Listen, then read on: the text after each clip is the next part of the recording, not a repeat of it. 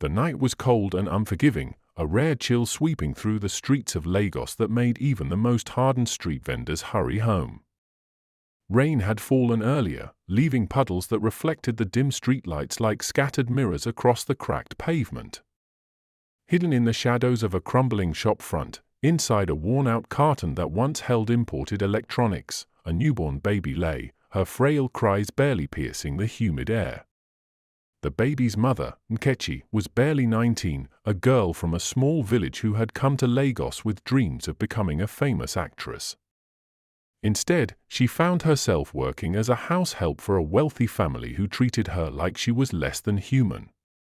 When she became pregnant by the son of the house, they threw her out like garbage, with nothing but the clothes on her back and the growing life inside her. For months, she survived on the streets, begging and doing odd jobs until the baby came, a beautiful girl with eyes that seemed to hold all the wisdom of their ancestors. Nkechi named her Adanna, father's daughter, a bitter irony considering the father had denied ever touching her. For 3 days, Nkechi tried to care for her child, but starvation and postpartum complications were taking their toll. "You deserve better than me," she whispered to her daughter on that fateful night, tears streaming down her hollow cheeks. She scribbled the name Adanna on a torn piece of paper, placed it beside the sleeping infant, and kissed her forehead one last time. "May God watch over you where I cannot." And then she vanished into the darkness, her heart shattered into 1,000 pieces. For 2 days, the baby remained there, surviving on nothing but the will of fate. Flies buzzed around her tiny frame, and stray dogs sniffed curiously but soon lost interest. Her once strong cries had diminished to feeble whimpers. She was on the brink of death when Aya Abini stumbled upon her. Aya Abini was a woman who carried her pain with dignity. At 42, her once smooth face now bore the lines of persistent worry, and her eyes, once bright with hope, had dulled with the weight of disappointment. For 14 years, she had been married to Baba Gok, a palm wine tapper known throughout their village for his skill in climbing the tallest palm trees. In the beginning, their marriage had been filled with love.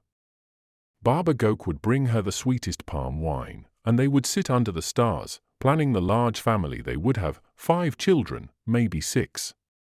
But as the years passed and her womb remained empty, their love began to wither like a plant deprived of water.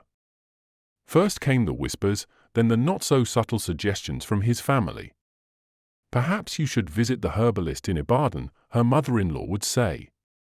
"I hear she has helped many barren women." Aya Abini tried everything, traditional medicines that made her vomit for days, prayers that left her knees calloused, pilgrimages to holy sites across Nigeria. Nothing worked. With each passing year, Baba Gok grew more distant, spending his evenings at the palm wine joint rather than at home with her. That night, she had overheard him speaking to his brother.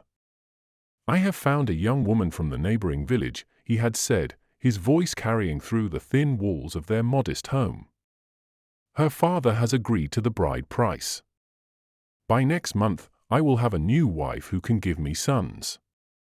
The words had struck Aya Abini like physical blows. She had fled the house, needing to escape the suffocating reality of her failed marriage.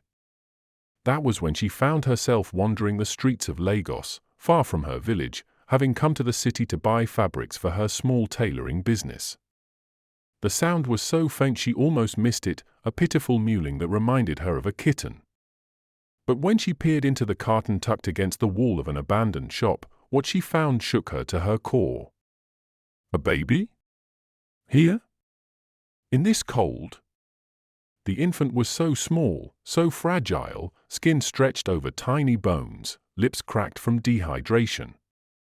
A piece of paper with the name Adanna lay beside her. When Aya Abini lifted the child, something profound shifted inside her soul. Without hesitation, she clutched the baby to her chest and whispered, "You are mine now, Adanna. My daughter." In that moment, something mystical happened. As the baby's weak fingers closed around her thumb, Aya Abini felt a warmth spread through her chest, a feeling she had been denied for 14 barren years. This was what it felt like to be a mother. The return to her village was both triumphant and terrifying. Ayurabini had used her savings to take the baby to a hospital in Lagos, where the doctors had treated her for dehydration and malnutrition. "It's a miracle she's alive," the nurse had said, shaking her head in amazement. 3 days later, with a healthier Adanna wrapped in new blankets, Ayurabini arrived home. The commotion began almost immediately. "What is that?" Baba Gok demanded, his tall frame blocking the doorway of their compound. When she explained, his face contorted with rage. "You picked up a street child," he bellowed, his voice carrying across the compound, drawing curious neighbors. "Are you mad, the beanie? You will return her this minute." But for the first time in their marriage, Ayurabini stood her ground. "No," she said firmly, surprising even herself with her resolve.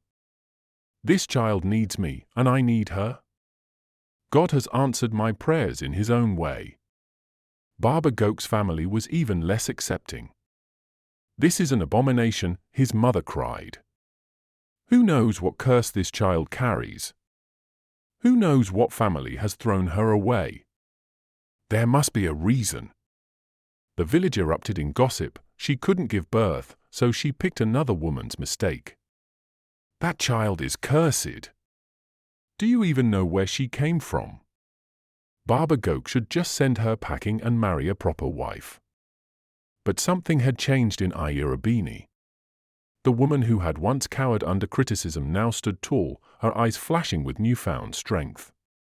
"This is my child," she declared, loud enough for everyone to hear. "God gave her to me, and I will raise her as my own. Anyone who has a problem with that can take it up with God himself." The boldness of her statement silenced many, though the whispers continued. Baba Gok, furious at being challenged publicly by his wife, moved out of their bedroom and slept in the small room at the back of the compound. He accelerated his plans to take a second wife, bringing young Folashade home just 2 weeks later. But Ayurabini was beyond caring. Every moment with Adanna filled a void she had carried for too long.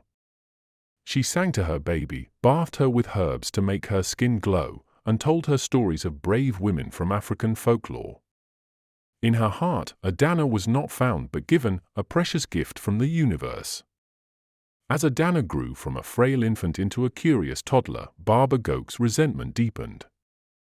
To him, she was a living reminder of his wife's defiance, of his inability to control his household.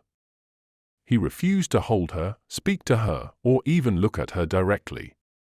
When Adanna took her first steps at 11 months, tottering across the compound with a triumphant grin, everyone clapped, except Baba Gok, who spat on the ground and walked away. When she called out Baba at age 2, reaching for him with her tiny hands, he ignored her, leaving her crying and confused. "Why does Baba hate me?" 4-year-old Adanna asked one evening as Ayurabini combed her hair, adorning it with colorful beads. Ayurabini's heart constricted. "He doesn't hate you, my sunshine. Baba just has pain in his heart that makes it hard for him to show love." But the truth was evident in every interaction. Baba Gok saved his kindness for the children his second wife had given him, 2 boys who toddled after him like devoted puppies. For Adanna, he had only cold indifference or open contempt. Omo wayward, he would sneer when she accidentally crossed his path. "Bastard Pekin." The cruelty of his words cut deep, but Adanna learned to hide her pain behind a mask of indifference. She found refuge in Ayurabini's arms and in her own imagination, creating stories where she was a princess from a distant land, temporarily staying with a cruel king until her real father, a powerful emperor, came to claim her. By age 7, Adanna had become adept at navigating the household's complex dynamics. She helped Ayurabini with chores, played with her half-brothers when their mother wasn't watching, and made herself scarce whenever Baba Gok was around.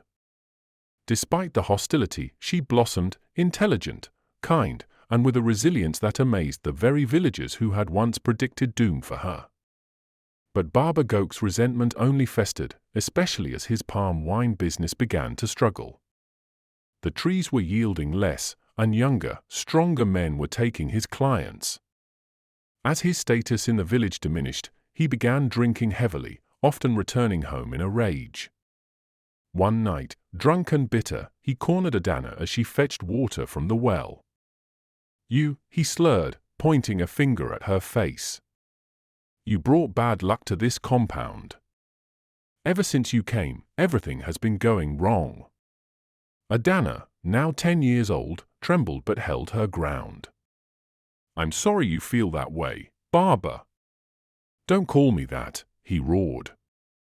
"I am not your father. Your real parents threw you away like garbage because that's what you are." The word stabbed through her heart, but before she could respond, Ayurabini appeared, her eyes blazing with fury. "Enough," she shouted, placing herself between Baba Gok and Adanna. "You will not speak to my daughter that way. Go sleep off your drink, or I swear by all the gods, you will regret it." Something in her voice, a dangerous edge he had never heard before, made Baba Gok step back. He retreated, muttering curses, but the damage was done. That night, Adanna cried in her mother's arms, finally asking the question she had been afraid to voice. "Am I really thrown away garbage, Mama?" Ayurabini cupped her face, wiping away her tears. "Listen to me, Adanna. In this world, there are two types of people, those who see treasure where others see trash, and those who are blind to the value of what's right in front of them. You are a precious jewel that I was blessed to find. Never forget that." Those words became Adanna's armor against the world's cruelty. It happened almost by accident. At the age of 10, while helping one of the elderly women in the village prepare for a festival, Adanna was tasked with dyeing some fabrics. The old woman, Mama Adesua, was a master of a dyer, the traditional Yoruba tie-dye technique, but her hands had grown too arthritic to manage the intricate patterns. "Just do the simple ones," she instructed Adanna, showing her how to tie the cloth and dip it in the indigo dye. But Adanna's hand seemed to possess a wisdom beyond her years. She tied patterns that Mama Adesua had never seen before, complex geometric shapes that transformed the plain white fabric into a canvas of stunning beauty. When they unfurled the dried cloths the next day, Mama Adesua gasped. "Child, who taught you this?" she asked, running her gnarled fingers over the intricate patterns. Adanna shrugged, equally surprised by what she had created. "No one. It just felt right." Word of Adanna's talent spread quickly through the village. Soon, other women were asking her to dye their fabrics for special occasions. Ayurabini, recognizing her daughter's gift, used some of her savings to buy more cloth and dyes. Their small compound soon became a hub of activity as Adanna experimented with natural dyes made from crushed leaves, bark, and berries. She created colors no one had seen before, a purple so rich it resembled royalty, a green as vibrant as the forest after rain, a red that seemed to capture the essence of sunset. But it was her patterns that truly set her work apart. Unlike traditional dye, which followed established motifs passed down through generations, Adanna's designs told stories. A swirl of shapes that depicted village life, abstract representations of dreams and hopes, symbols that seemed to speak directly to the soul. By 12, her fabrics were being sought by traders from as far as Kano and Calabar. Women would travel for days just to purchase one of Adanna's creations. With each sale, she would split the money with Ayurabini, quietly putting aside a portion in a clay pot buried beneath their hut. "What are you saving for?" Ayurabini asked one evening, having discovered her daughter's secret stash. Adanna's eyes gleamed with determination. "I'm going to build us a proper house, Mama. A big one with real windows and a door that locks. And one day, I'll open a shop in Lagos where I can sell my designs to people from all over the world." Ayurabini hugged her daughter, marveling at the wisdom and ambition in one so young. This child, whom the village had once written off as cursed, was now their most promising talent. As Adanna's business grew, so did her confidence. She began teaching other young girls her techniques, forming a small collective of apprentices who helped meet the growing demand. By 14, she had saved enough to buy a small plot of land on the outskirts of the village, where she planned to build a workshop. Through it all, Baba Gok remained coldly distant, refusing to acknowledge her success. But Adanna noticed something changing. The way the villagers now greeted her with respect, the way they came to her for financial help during hard times, the way they defended her when outsiders questioned her origins. It doesn't matter where she came from, she overheard the village chief telling a visitor. What matters is what she has brought to our community. For the first time in her life, Adanna felt truly accepted. Not just by Ayurabini, but by the very people who had once rejected her. The abandoned child had found her place in the world. The drought of 2017 hit the village hard. Crops withered in the fields, wells ran dry, and palm trees, the source of Baba Gok's livelihood, produced barely enough wine to sustain his business.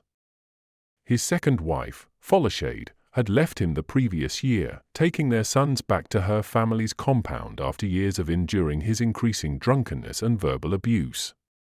At 58, Baba Gok found himself alone, his reputation in tatters, his body too weak to climb the tallest trees where the sweetest wine could be found. Pride prevented him from asking for help, especially from the household that had thrived despite his neglect. Ayurabini and Adanna, now 16, had indeed prospered. Their textile business employed 12 women from the village.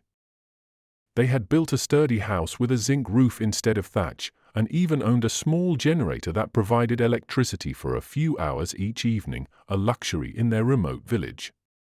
Baba Gok watched their success with a toxic mixture of resentment and envy. As his situation grew more desperate, his thoughts turned darker. One night, after draining his last bottle of palm wine, he made a fateful decision. Under the cover of darkness, he crept into Adanna's workshop, a separate building adjacent to their main house.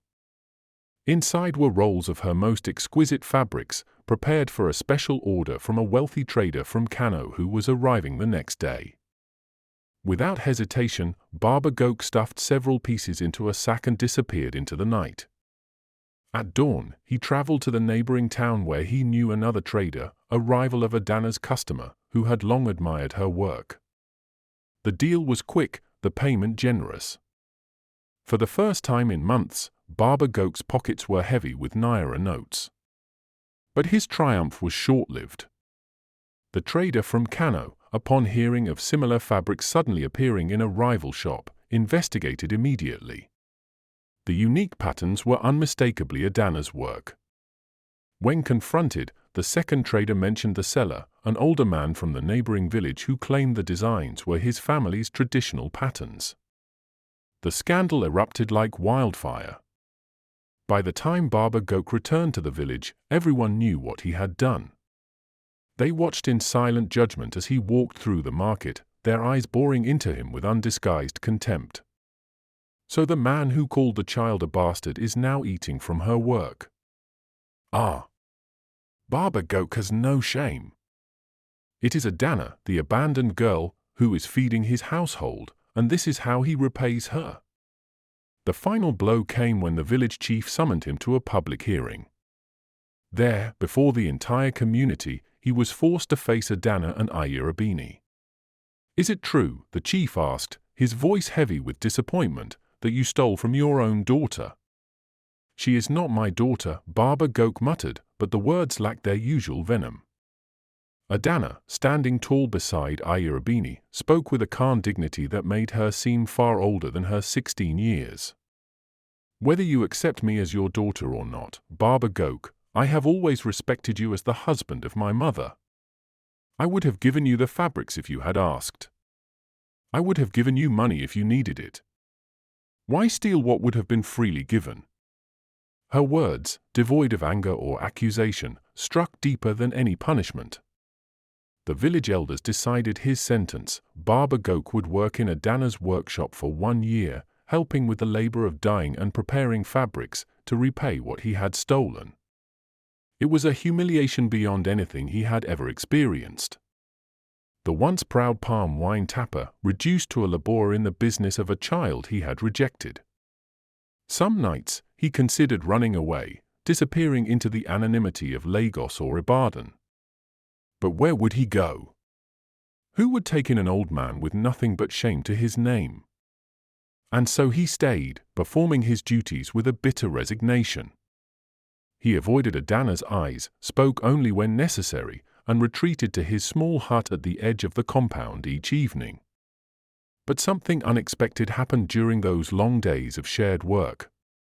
He watched Adanna, her patience with the apprentices, her meticulous attention to detail, her tireless innovation. Despite himself, a reluctant admiration began to take root. More surprising still were the glimpses he caught of himself in her, the same determined set of the jaw when concentrating, the same way of tilting the head when solving a problem. These were not traits she could have learned from him, they seemed etched into her very being. One evening, as Adanna worked late, creating a new pattern for an important commission, Barber Gok lingered in the workshop, watching her hands move with practiced precision. "My mother used to make patterns like that," he said suddenly, breaking the silence between them. "She was the best dyer in our ancestral village." Adanna looked up, startled by the unexpected conversation. "Really?" He nodded, a faraway look in his eyes. "She had a gift, like you. She could see patterns no one else could see." It was the first personal thing he had ever shared with her, the first time he had acknowledged any connection between them, however tenuous. Adanna held the moment carefully, like something fragile that might shatter if mishandled. "I wish I could have met her," she said softly. Barber Gok's eyes met hers briefly before he turned away. "She would have liked you." The words hung in the air between them, not quite forgiveness, not quite acceptance, but the tiniest crack in a wall that had stood for 16 years. The change in Barber Gok came slowly, almost imperceptibly at first. It began with small things.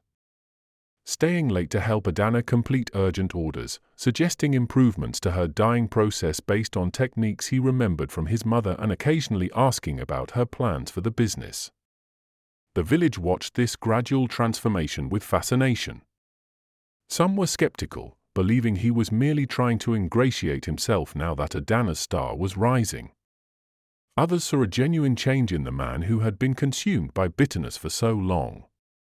For Adanna, these small interactions were like water to a plant that had been dying of thirst. Despite years of rejection, some part of her had always yearned for Barber Gok's approval. Each small acknowledgement, each moment of connection, nourished that neglected part of her soul.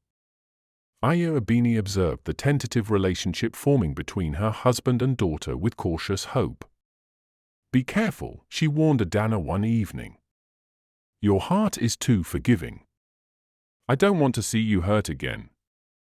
"I know who he is, Mama," Adanna replied, wise beyond her years. "I don't expect miracles.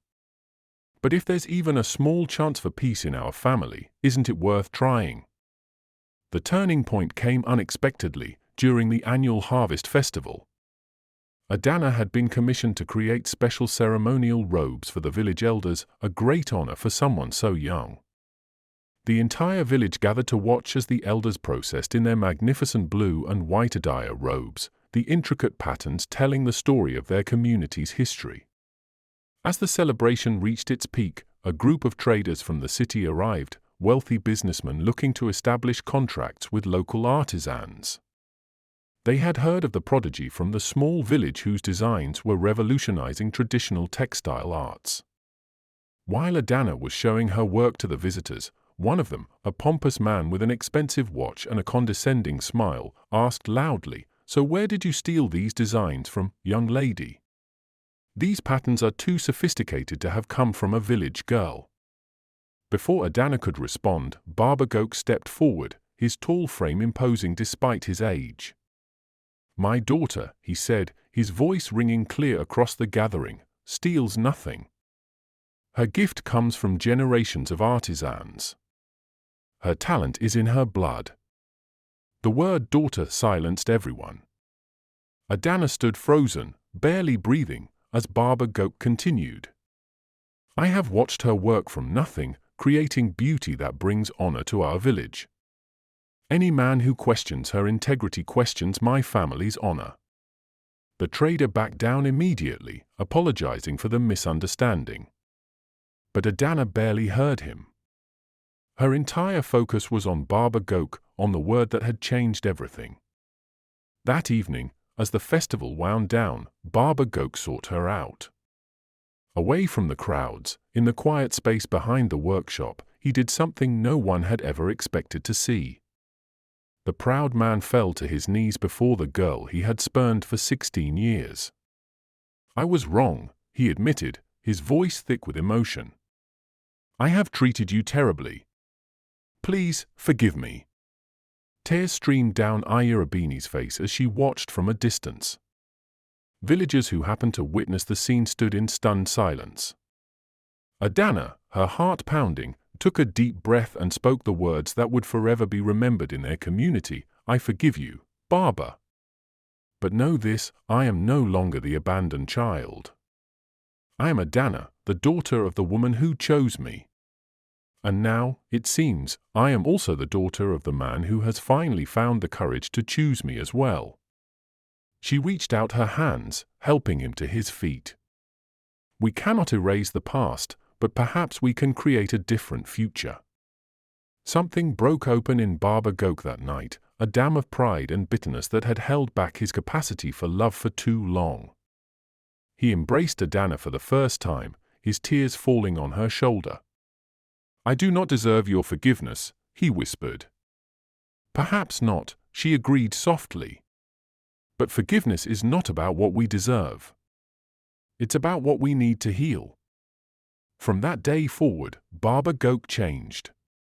He became a man who defended Adanna's name fiercely, who spoke of her talent with pride, who worked alongside her as she expanded her business. The wounds of the past didn't disappear overnight. There were still moments of awkwardness, still painful memories that could not be erased, but they had begun the journey toward healing.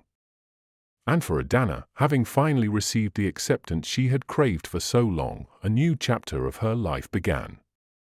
One where she was defined not by abandonment, but by the fullness of being truly claimed. The moral of the story, the true measure of a person lies not in the circumstances of their birth, but in how they rise above them. When you look at others, do not see them as they are now, see them as they could be with love and opportunity.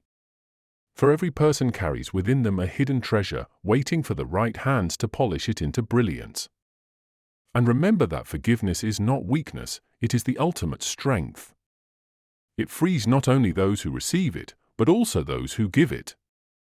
Sometimes the heaviest chains we carry are the grudges we refuse to release. I hope you enjoyed the story today. Kindly subscribe to the channel so that we can grow. I'll see you in the next video. So go forward with open eyes and open hearts.